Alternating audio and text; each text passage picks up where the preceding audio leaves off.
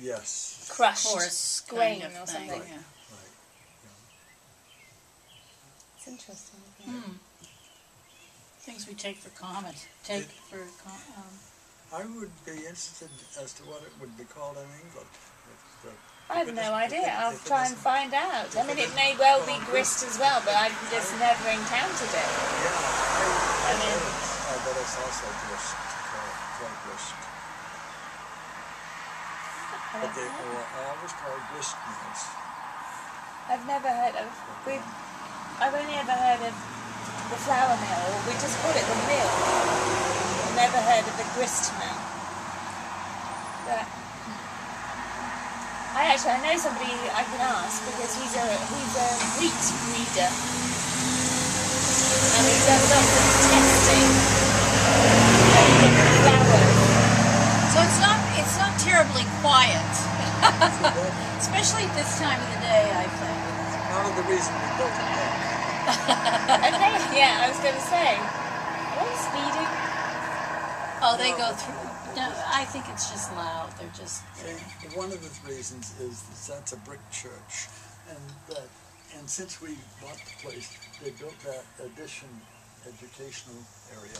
Oh, this here. So it just bounces off that, and that's why it sounds so loud as it goes by. If it were trees over there, it would be half kind of thick. absorbed. Yeah, is it? That's interesting.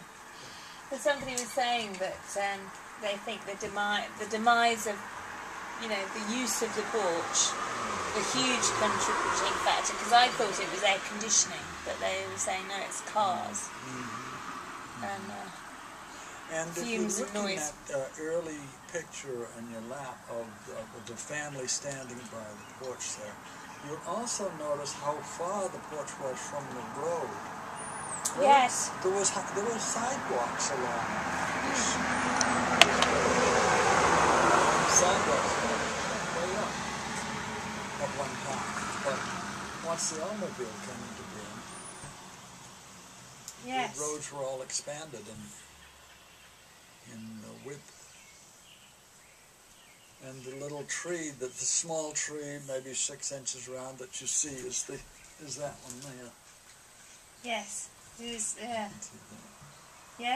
It's getting. Yes. Little skinny young tree, mature tree. Fantastic. So you just found these in the house when you bought it? Yeah. And had they been kind of left specially for the or were they in a box? No, the upstairs of our family room, what we called the shed, because it was a wood shed at the time, the upstairs was an attic for them. And all of Maud's check stubs were in there, stacks and stacks of them. And ledger books were in there. Books, yeah, we found ledger books from the store.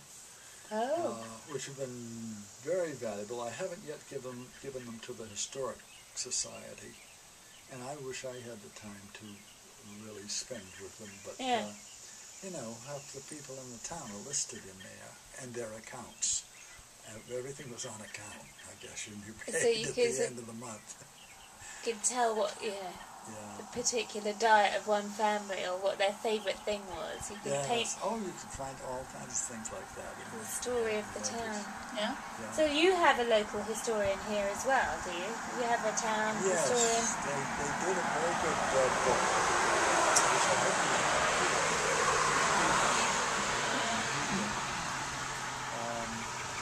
Sally did that, didn't she? Yes, Sally Brion. Yeah. Have you met Sally Brion? No. You should meet her. Yeah. She's been the town, informally the town historian, and she was the director of the Washington County Historical Association.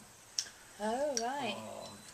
But they live in an 18th century house, which they have lovingly stripped 18 coats of paint off things to get down to the original, Wow. And they keep it as 18th century as possible. It's dark, and they do have electricity, but And the furniture is of the period too. It's interesting how different people kind of like to stick with, they pick their spot in time, and they kind of like to, it's interesting because I quite like when you've got bits of the old stuff but melded in, and I think maybe that's, you know, why I'm interested in the melding of the porch, and different bits and pieces. It's really good lattice. So where is that house? Their house is up it's at the Chamberlain end Mill. of Chamberlain Mills Road. If you were if you were to go up and pass the store instead of turning into Salem, you'd be on Chamberlain Mills. Right. It's 6 miles to Route 22. Right. Straight up the line. And they're very close to the end of it.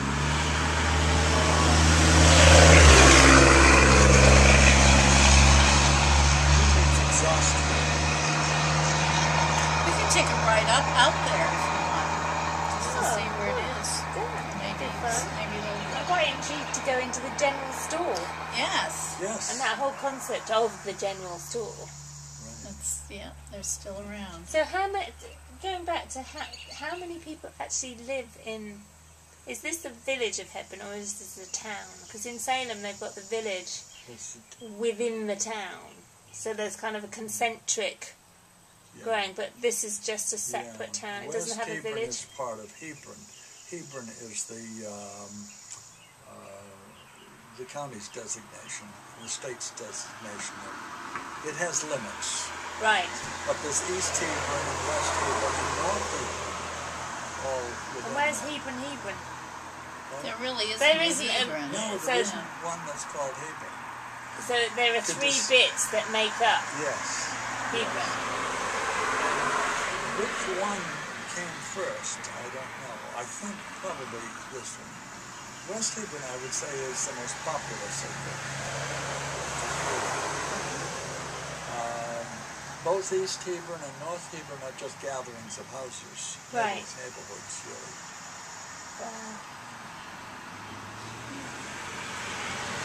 East Hebron is 6 miles, and north from here, North Hebron is about 6 miles, too. And this was about 6 miles from Salem. Yeah. So maybe it's a 6 mile I agree. kind of comfort zone around your first settlers. Yes. Because who first came and lived here? Do you know the story of when it was settled? Yes, it was settled in 1796 or 94, I can't remember. Let's see if the book is here. Yeah. And it was settled because of the streams and the building of the mills, or one mill to begin with. And that was dependent on the streams. And so yes, somebody that was says you've got great dependent water. because it was water power, and that also produced lumber for people to build houses. Was it the English or was it the was it Scottish, Scottish mostly? Yeah, Mostly I know that Scottish. some. This is mostly Scottish. Yeah. Well, yeah. This is the names, Yeah. McEachran and. Oh, the many Mick this Yes. and Mick that. Lots of those. That's interesting.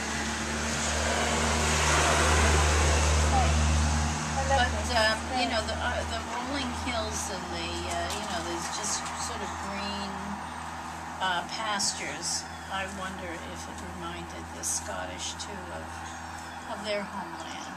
Yeah. Although it's much more dramatic in Scotland. But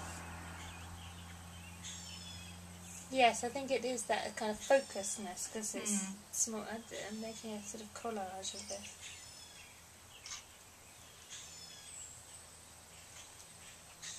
What's that bird?